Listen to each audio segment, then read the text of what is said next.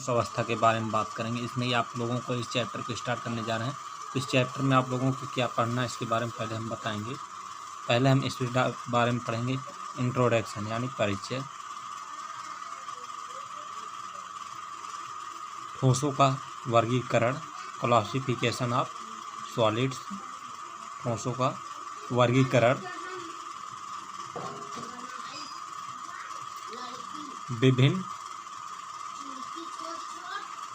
बंधन बलों के आधार पर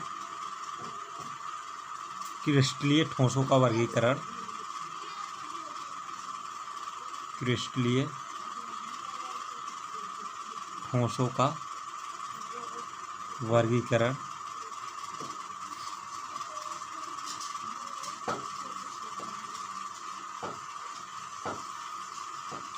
यश किरण विवर्तन, यश किरण विवर्तन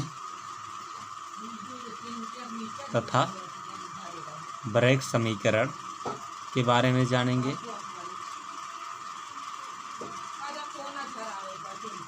उसकी हेडिंग डालते चलिए, त्रिविम जालक या क्रिस्टल जालक या क्रिस्टल जालक के बारे में जानेंगे। एकक कोष्टिका यूनिट सेल जिसे इंग्लिश में कहते हैं, या मात्रक कोष्टिका भी इसे कह सकते हैं। ब्रावे जालक के बारे में जानेंगे। घनीय क्रिस्टल निकाय के बारे में जानेंगे।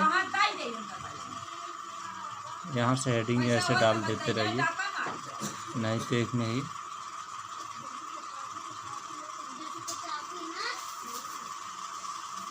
घनीय क्रिस्टल निकाय के बारे में जानेंगे।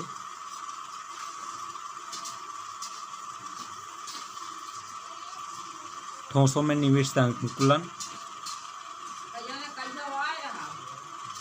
ठोसों में निविड़ संकुलन, रिक्तियाँ या छिद्र, रिक्तियाँ या छिद्र, एकक कोष्टिका की परमाणु त्रिज्या एवं लंबाई, एकक कोष्टिका की परमाणु की त्रिज्या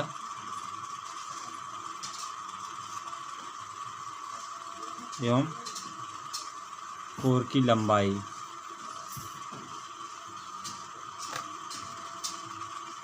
एकक कोष्टिका के घनत्व का परिकलन,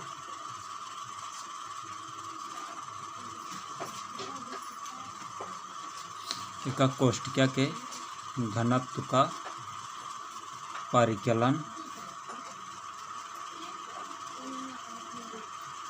संकुलन क्षमता, पैकिंग एफिशिएंसी, विभिन्न आयन क्रिस्टलों की संरचना,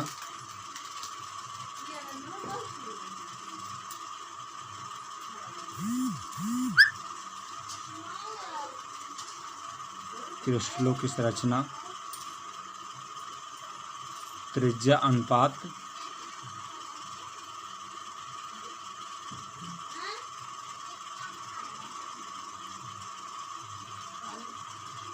ठोसों के दोष या अपूर्णताएं, ठोसों के दोष, और एक है ठोसों के विद्युतीय गुण, ठोसों के विद्युतीय गुण, ठोसों के चुंबकीय गुण, ठोसों के चुंबकीय गुण। ठीक, परिचय के बारे में जान लेते हैं। ठोसों हम जानते हैं, ठोस मुख्यतः हम लगभग क्लास हाई स्कूल तक हम तीन ही अवस्था जानते थे, ठोस, द्रव, गैस, द्रव्य के। लेकिन द्रव्य के 6 अवस्थाएं होते हैं। कौन कौन से अवस्थाएं होती हैं, तो आइए जानते हैं।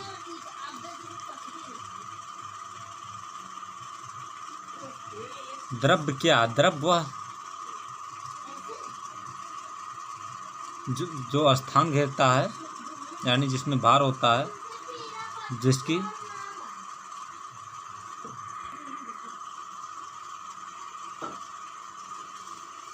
तो आइए ठोस, सॉलिड,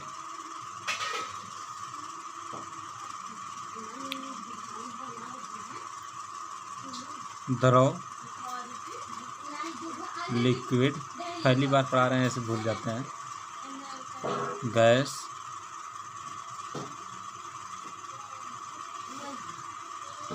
चौथा है प्लाज्मा,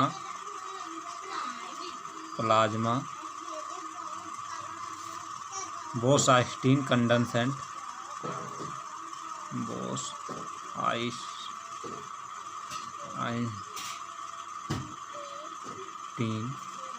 कंडेंसेट,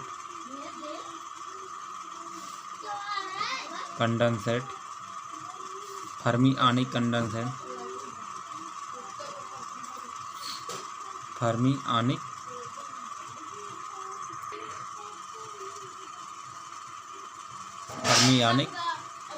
कंडेंसेट।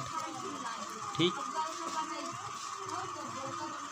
इन सब में जैसे प्लाज्मा, बोस-आइंस्टीन कंडेंसेट जैसे ऊर्जा होती थी, नाभिकीय ऊर्जा, इन लोगों पर विचार इसे सत्येंद्रनाथ बोस ने पहले देखा, तब तो आइंस्टीन के बारे में इसकी परिकल्पना की थी।